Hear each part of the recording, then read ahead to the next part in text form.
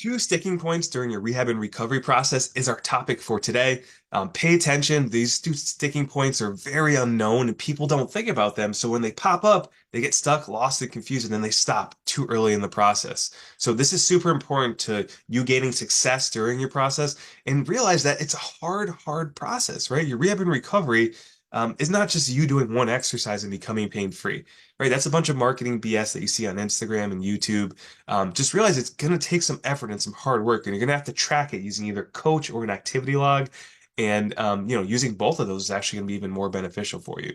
All right. So we're going to help take you from 50 to 60% wherever you finish your traditional physical therapy to 100% progress. And we're going to do that by going over these two sticking points. So sticking point number one is getting started. Most people struggle to just get started. And if they do, right, that first sticking point comes up during that first week of rehab when they initially feel worse, right? They might be a little more stiff.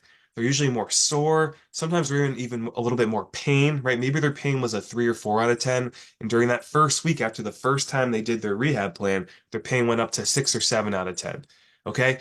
Just realize this is okay. This is normal and this is temporary. Typically, your function is going to improve first, your pain is going to improve second. So you need to be just nice and kind of patient, so to speak. You need to kind of not be overwhelmed with things. Realize that it's going to get worse sometimes before it gets better. It doesn't happen every time, but I've been doing this long enough to know that usually you're throwing new exercises at your body and it's going to reject those things, right? It's like anytime you try something new, you're stressed, you're overwhelmed, you're anxious, your body responds the same way that your brain does to things, right? If you're going to go play baseball for the first time, you're nervous about, say you're in like fifth or sixth grade, right? And you're nervous about what the other kids are going to say because you don't have any prior experience. You're going to feel like you just look terrible doing it and you're going to suck at it, right? Same thing with your rehab plan. If you've never done these exercises before, you're going to suck at them. Your form is probably going to be terrible. And that's where a coach comes into play. But just realize that like the sore, stiff, and pain feeling is actually a good thing. It means your body's going to get acclimated to it. It's going to change the next 2 or 3 weeks that you go through these, as long as you're consistent, right? Most people give up when they feel uncomfortable. This uncomfortability is good to work into, and it's going to get better and better, unless you have sharp pain, that kind of gets worse and worse and it doesn't improve. Then you need to talk to your coach or your therapist about it and maybe scale back with what you're doing or change your exercises out. Okay, so that's number one. Sticking point number two is when you're about 3 to 4 weeks into your rehab and recovery process, you've been super consistent, hitting everything on the head during your calendar, right? Maybe you're doing it 3 days a week, maybe it's 4 days a week, maybe it's even 5 days a week, all right? You have little to no pain, you're feeling great, and you're just feeling back to almost your normal self to like when you started. And what happens here is because you feel so good, this is when you tend to stop doing your rehab. Okay, it sounds counterintuitive, right? There's not a lot of logic behind that, but you'd be surprised how often I see this. Usually at the end of month one, usually 3 to 4 weeks in, people are like, wow, I feel good. Like I can overhead press again. I haven't been able to for the last 2 years, and I've been dealing with the shoulder impingement, but I'm starting to feel really good. And I've been really persistent. I've been really consistent with my routine. So why do I need to keep doing this?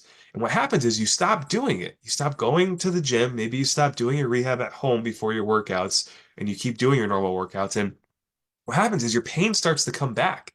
And you're like, what the heck is going on? This doesn't work. PT sucks. This physical therapist is horrible. And you'd be surprised. Sometimes people like say that and they blame their external factors when really it's more on them. It's their internal factors. Like you have to keep doing these things. Like you should not quit when you gain momentum. When you gain momentum and you're starting to feel better, that's when you need to kind of go more into that and kind of work into it and build more into it. So that's why we work with people for 12 weeks. Okay. Typically, cartilage issues, muscle issues, tendon issues, they take about 12 weeks to heal fully.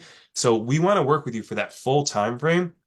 And what we want to do is we want to create a plan that you can carry off on your own after those 12 weeks.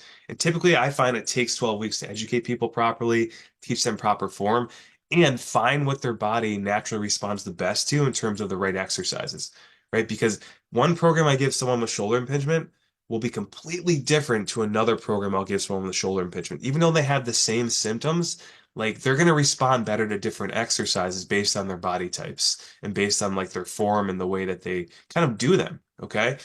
Different people respond to different exercises differently, right? I know that's using the word different quite a bit, but hopefully that makes sense. So just to recap, sticking point number one is just getting started, right? Most people struggle to get started. and because they initially feel worse. So remember that it's okay and it's normal to feel worse before you feel better. Taking point number two is when you're 3 to 4 weeks in or halfway through your rehab plan, don't stop, right? Even though you feel really good, keep working into that because you're going to be surprised how quick that pain comes back if you do stop. And I'm not saying you need to do rehab and recovery for your life, but you should sprinkle in a little bit of maintenance work here and there through your life. Okay. And that's not what you're going to hear at a lot of PT clinics because they want you to keep coming back. So now you know what to expect during the rehab and recovery process.